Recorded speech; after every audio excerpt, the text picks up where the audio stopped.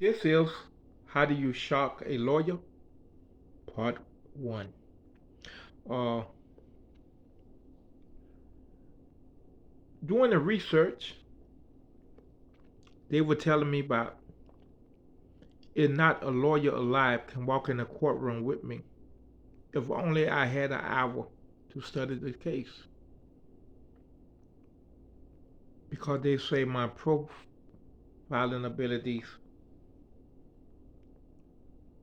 were probably the best there ever is. And I didn't thought about it at the time. But they were right because this what happened. I was trying to figure out how did they knew that. Then 30 years later, I thought about this incident. One time, back in the 90s, uh,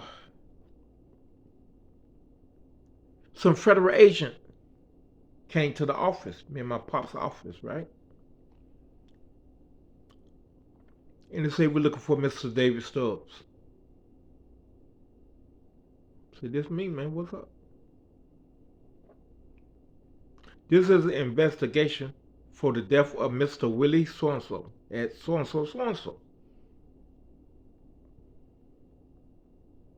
I said, well, what that got to do with me? They say the place he worked for has you as in charge of all chemicals and this and that. I said, I don't know nothing about that, sir. I don't know a damn thing about that, right? And you saying, we contacted this place several times because this way the chemical came from. And we asked them who in charge, they're only giving us your name. So you under investigation. And I say, I ain't in charge, sir, so y'all do what y'all got to do, right? At that moment, my daddy walked through the door. He say, hey, man, long time no see. And that man say, I know goddamn well you ain't still working on golf courses. We got rid of you 30 goddamn years ago. We don't even know how many people you done killed. Everybody in this area who done died of brain cancer, we figured you the cause of their death. And this place is #1 in the nation for childhood brain cancer. Well, you know, man, some people crazy, right?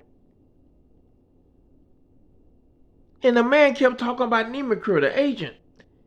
And then my daddy said something what I don't believe he said to the very day to a federal agent. He said, man, back in the day, you know, you in my days, we used to put our Nemicure no shoes on, barefooted, no gloves, no mask, and ain't nothing happened. And the man say, that because it's long-term damage. You ain't gonna die right there. You're gonna die months, years, or decades. But it's still called by Nemicure. God damn it. You know, and the man just went berserk, the agent, right?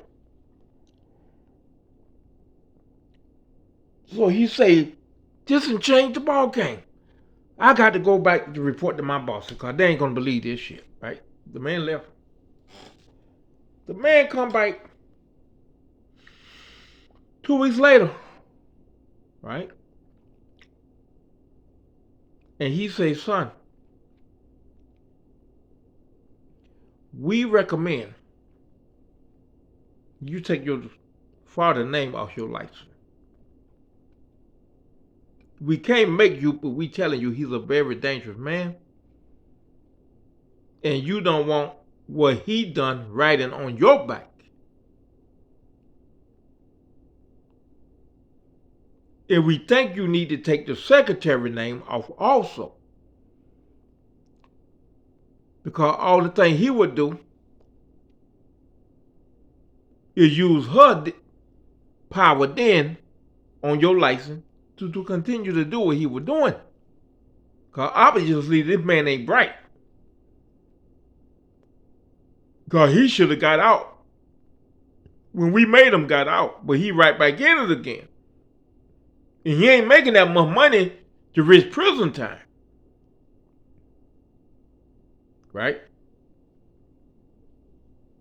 So I just sat there and I say, I take that in consideration, sir. And he say, but meanwhile, we want all the Neiman records that ever existed in this area from this place, right?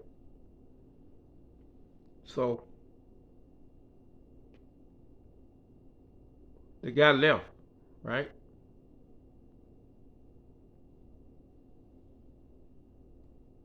All of a sudden, I got a visit from my daddy lawyer friend, Harry Goldman. And Harry ain't never visited me before at the office.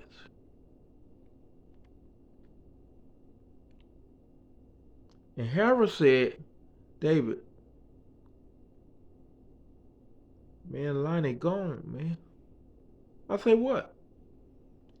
He said, I got 7 of the most powerful lawyers in Florida, all coming out of Miami, federal lawyers. And they say the best they can do for Lonnie is 20 years in prison. I said, well, hell, what he was facing? Harry say 30. He said, boy, Lonnie done got some shit this time I can't help him with. I said, damn. I said, okay, man, you done told him? Harry said, yeah, but he don't seem to understand.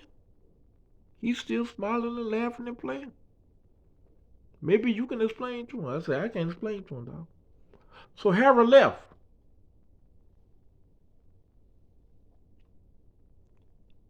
And we all were scared to death. Thank you, and God bless. Part 2 coming up.